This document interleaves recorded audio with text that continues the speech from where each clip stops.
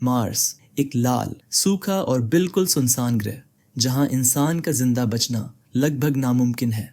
और इसी जगह कुछ अंतरिक्ष यात्री एक खतरनाक मिशन पर काम कर रहे होते हैं। नासा की टीम यहाँ मिट्टी के नमूने इकट्ठा कर रही होती है, प्रयोग कर रही होती है और जरूरी जानकारी जुटा रही होती है। उन्हीं के बीच मार्क वॉटनी होता है, जो टीम का वनस्पति वैज्ञानिक और मशीनें ठीक करने वाला इंजीनियर है। उसे पौधे उगाना भी आता है और खराब चीजें ठीक करना भी। सब कुछ ठीक चल रहा होता है कि तभी अचानक मौसम बदलने लगता है। दूर से धूल का एक बड़ा तूफान उनकी तरफ आता दिखाई देता है। कुछ ही पलों में हवा बहुत तेज हो जाती है, टेंट हिलने लगते हैं और सामान उड़ने लगता है। हालात बिगड़ते देख कमांडर फैसला लेती है कि मिशन तुरंत रोकना होगा और सबको वापस यान तक पहुंचना होगा, वरना वे कभी वापस नहीं जा पाएंगे। पूरी टीम तेज हवा में यान की तरफ भागती है, लेकिन धूल की वजह से कुछ भी साफ दिखाई नहीं देता। तभी एक बड़ा एंटीना उड़कर सीधे मार्क से टकरा जाता है। वह दूर जा गिरता है और उसका संपर्क सिग्नल बंद हो जाता है। बाकी लोग उसे ढूंढने की कोशिश करते हैं, लेकिन तूफान इतना खतरनाक होता है कि रुकना सबकी जान खतरे में डाल सकता है। मजबूरी में वे उसे मृत मानकर यान उड़ाकर मार्स छोड़ देते हैं। कुछ देर बाद मार्क होश में आता है। वह जिंदा होता है। बहुत दर्द के साथ वह किसी तरह घिसटते हुए अपने रहने वाले केबिन तक पहुंचता है। अंदर जाकर वह अपने शरीर में फंसा एंटीना निकालता है और खुद ही पट्टी करता है। तब उसे समझ आता है कि वह मार्स पर बिल्कुल अकेला रह गया है।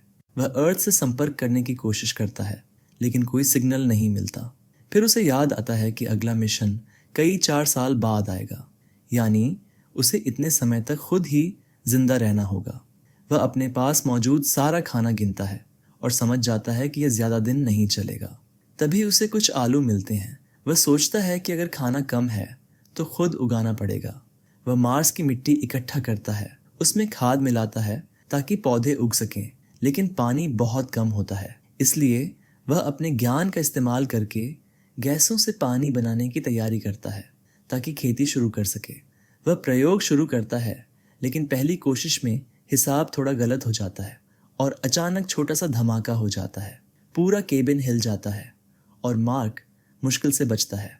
फिर भी वह हार नहीं मानता। इस बार वह बहुत संभल कर दोबारा कोशिश करता है, धीरे धीरे प्रक्रिया को काबू में रखता है और आखिरकार पानी बनना शुरू हो जाता है।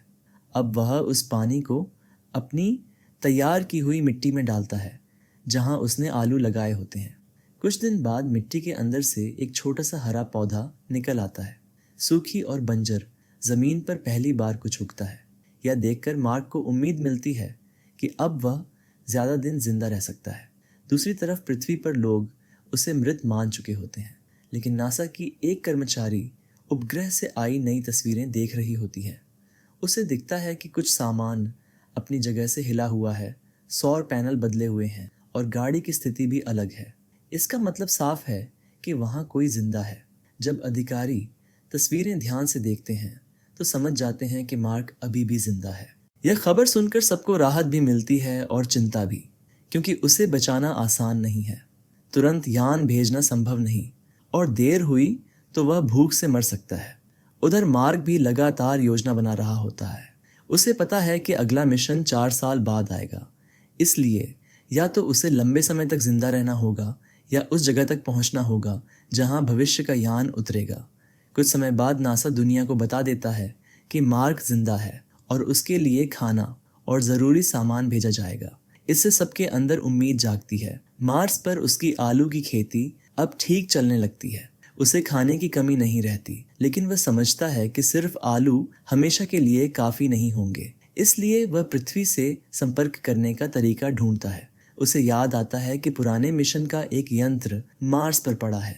वह गाड़ी लेकर वहां जाता है, उसे निकालता है और अपने केबिन में लाकर उसे चालू करने की कोशिश करता है ताकि किसी तरह पृथ्वी से बात हो सके। जब यंत्र चालू हो जाता है तो मार्क एक आसान तरीका अपनाता है। वह कैमरे के सामने एक बोर्ड रखता है जिस पर लिखता है, क्या आप मुझे देख पा रहे हैं, और बगल में हाँ और ना के निशान बना देता है। पृथ्वी पर नासा को जब यह तस्वीर मिलती है तो वे समझ जाते हैं कि मार्क उनसे संपर्क करना चाहता है। वे कैमरे को हाँ की तरफ घुमा देते हैं।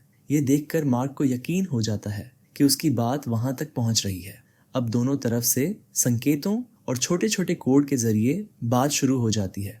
नासा उसे बताता है कि उसके लिए खाना और ज़रूरी सामान भेजा जा रहा है। ये सुनकर उसे थोड़ी राहत मिलती है। वह यह भी पूछता है कि क्या उसकी टीम को बताया गया है कि वह जिंदा है। बाद में उसकी टीम को भी सच पता चलता है और सबको उम्मीद मिलती है। मार्क कैमरे के जरिए उन्हें दिखाता है कि उसने मार्स की मिट्टी में आलू उगा लिए हैं। वैज्ञानिक यह देखकर हैरान रह जाते हैं कि किसी ने दूसरे ग्रह पर खेती कर ली। लेकिन एक दिन अचानक उसके केबिन के अंदर जोर का धमाका होता है। हवा निकल जाती है और उसकी पूरी फसल बर्बाद हो जाती है।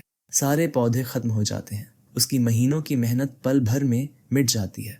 कुछ देर वह मायूस रहता है, फिर खुद को संभालता है और तय करता है कि जो थोड़ा खाना बचा है उसी को बहुत बचाकर इस्तेमाल करेगा। उधर पृथ्वी पर नासा उसके लिए खाना लेकर एक रॉकेट भेजता है, लेकिन उड़ान भरते ही रॉकेट खराब हो जाता है और आसमान में ही फट जाता है। मिशन असफल हो जाता है। जब यह खबर मार्क तक पहुंचती है तो वह दुखी हो जाता है, फिर भी वह हार नहीं मानता। वह संदेश भेजता है कि वह आखिरी तक कोशिश करता रहेगा और जिंदा रहने की लड़ाई नहीं छोड़ेगा। उधर पृथ्वी पर नासा समझ जाता है कि अकेले उनके लिए मार्क को बचाना आसान नहीं है, इसलिए वे चीन से मदद मांगते हैं। चीन अपना रॉकेट और जरूरी सामान देने के लिए तैयार हो जाता है ताकि खाना और सप्लाई अंतरिक्ष यान तक पहुंचाई जा सके। इसी दौरान नासा का एक इंजीनियर सुझाव देता है कि जो अंतरिक्ष यान मार्स मिशन से वापस पृथ्वी की ओर आ रहा है, उसी दल को दोबारा मार्स भेज दिया जाए। चीन के रॉकेट से सिर्फ खाना और सामान उस यान तक पहुंचा दिया जाए और वही दल मार्क को बचा ले। यह योजना जोखिम भरी है, लेकिन सबसे तेज तरीका भी यही है।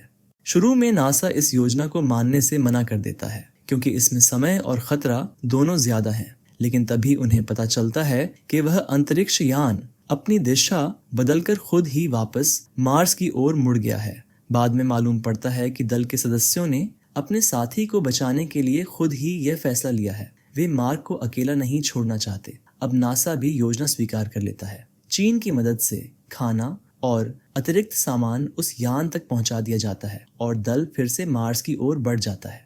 जब मार्क को पता चलता है कि उसकी टीम उसे लेने आ रही है तो उसके अंदर नई उम्मीद जाग जाती है। लेकिन समस्या यह है कि यान के पास इतना ईंधन नहीं है कि वह मार्स पर उतरकर फिर उड़ सके।